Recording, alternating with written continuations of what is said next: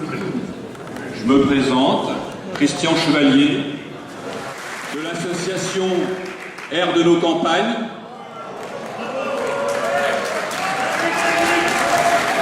En 2004,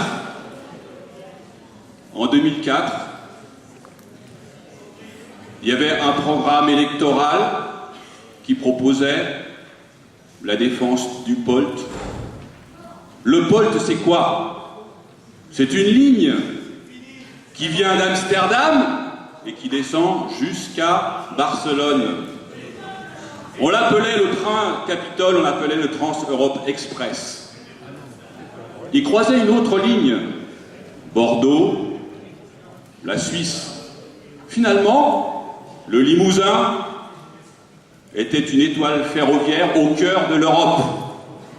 En 2004, j'ai voté pour une liste politique qui proposait la défense absolue du POLT et qui disait à l'époque, et j'étais tout à fait d'accord, la ligne LGV Limoges-Poitiers, c'est une aberration. Un an après ou 2 ans. Un an après ou 2 ans après. Allez-y, monsieur Chevalier, allez-y. Est-ce que c'est possible de parler pour l'instant? C'est moi qui ai la parole.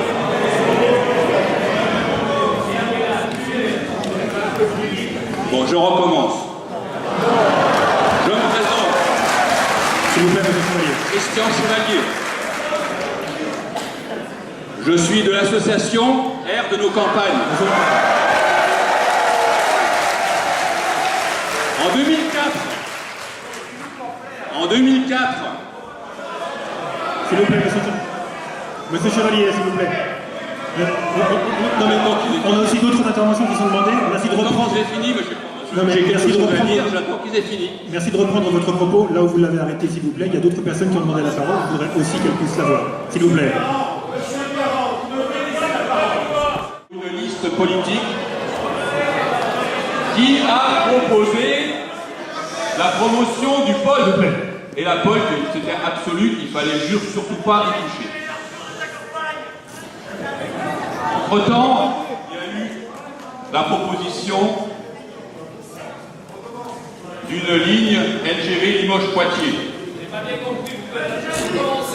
Et tout à coup, le POLT, on n'entend plus parler, c'est du passé, et la ligne LGV Limoges-Poitiers, mais c'est formidable, ça va nous mettre au cœur de l'Europe, dans la grande vitesse.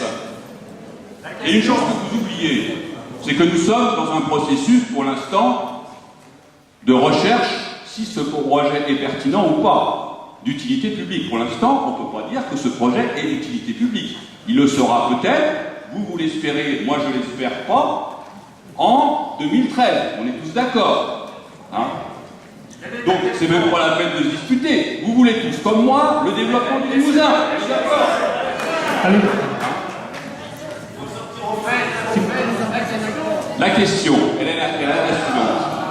Pour rejoindre Maïté tout à l'heure, je dirais, nous sommes dans une démocratie, donc un état de droit, et ce texte de loi dit « Le projet d'une ligne à grande vitesse ne peut légalement être déclaré d'utilité publique que si les atteintes à la propriété privée, le coût financier, et éventuellement les inconvénients d'ordre social et d'atteinte à d'autres intérêts publics qu'il comporte ne sont pas excessifs eu égard à l'intérêt qu'il présente. » Nous sommes allés à Bellac, c'était le 26 septembre, je crois. Nous avons porté une motion à monsieur le sous-préfet de Bellac, dans lequel nous présentions 17 points de dangerosité de ce projet.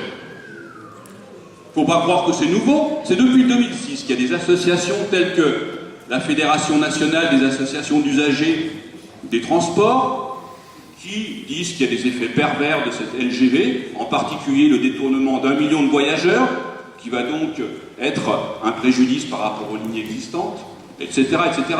Il y en a 17. Hein. Donc comme ces préjudices, ces impacts négatifs n'ont jamais été étudiés, et elles sont notées, hein. RFF note tout, de A à Z. Par contre, il n'y a aucune étude. Aucune étude faite sur les impacts négatifs, aucune étude faite sur les impacts environnementaux. Ça paye, c'est vraiment le miracle du Limousin, le miracle du Limousin, c'est quoi? C'est la LGV. Ça va vous sortir un développement extraordinaire. J'ai regardé aussi, je suis étonné, j'ai regardé pour voir si effectivement dans les autres régions où il y a eu la LGV, s'il y a eu un impact positif.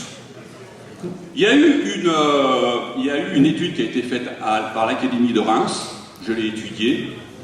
La conclusion, c'est qu'on ne peut pas dire qu'il y a un impact positif ni un impact négatif. J'ai regardé une autre étude qui a eu lieu, qui a été faite sur l'impact de la LGV Lyon-Marseille, et curieusement, ça a eu un impact négatif sur Marseille, figurez-vous. C'est que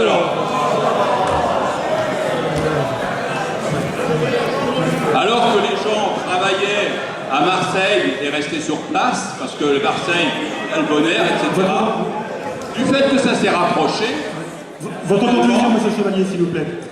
Du fait que ça s'est rapproché, bah finalement, c'est Paris qui a gagné et les gens viennent pour y dormir le week-end et passer le week-end, c'est tout. Ça, mais c'est pas... Conclusion. Conclusion. S'il vous plaît. Je dirais qu'on a l'expérience depuis 2 siècles de l'effet de la grande vitesse ou du développement des transports. Quel est cet effet? C'est un effet d'aspirateur, tout simplement. C'est-à-dire les grands pôles attirent les petits pôles. Hein, c'est tout simple. Et plus il y a de distance, plus on va vite, plus ça attire. C'est-à-dire que par exemple, Poitiers, qui est entre Bordeaux et Paris, a toutes les chances finalement d'être aspiré par Bordeaux parce qu'ils seront plus vite de Bordeaux, et par Paris parce qu'ils seront plus rapidement vers Paris. Et nous, pauvres Limousins, cul-de-sac ferroviaire de la LGV, vous croyez que nous, franchement, on va pouvoir se développer? Votre conclusion, monsieur Chevalier? Alors, ma conclusion. Oui, mais la vraie cette fois. La vraie cette fois. C'est qu'alors, nous, collectif des opposants Limousin et Poitevin à la LGV Limoges-Poitiers, nous allons faire ce qui n'a jamais été fait jusqu'à présent, une contre-expertise par rapport à l'expertise de RFF, impactée, ben voilà, c'est bien, parce que nous, on essaie qu'on parle, on parle, on n'est pas méprisant, on étudie, une contre-expertise. on a envie justement d'arriver à trouver une solution optimale pour tout le Limousin.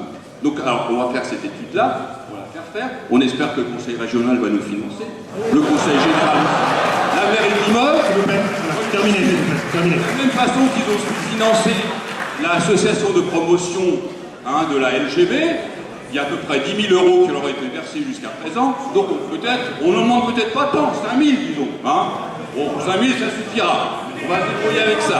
C'est terminé? Non, c'est pas fini, j'en ai encore autre chose à dire. Oui, rapidement, s'il et vous plaît. nous allons faire nous allons entreprendre une autre expertise, c'est celle sur le pôle. Voilà, merci monsieur Taisez-vous, Chevalier. monsieur. Je vais finir. Je vous laisse la parole. Merci monsieur Chevalier. Je vous laisse la parole. Nous allons faire une autre expertise, celle de voir combien et comment nous pourrions faire pour remettre le POLT, l'optimiser et avoir un réseau ferroviaire optimal pour de nouveau se retrouver le Limousin au cœur de l'Europe. C'est tout ce que j'avais à dire. Bonne soirée à tous.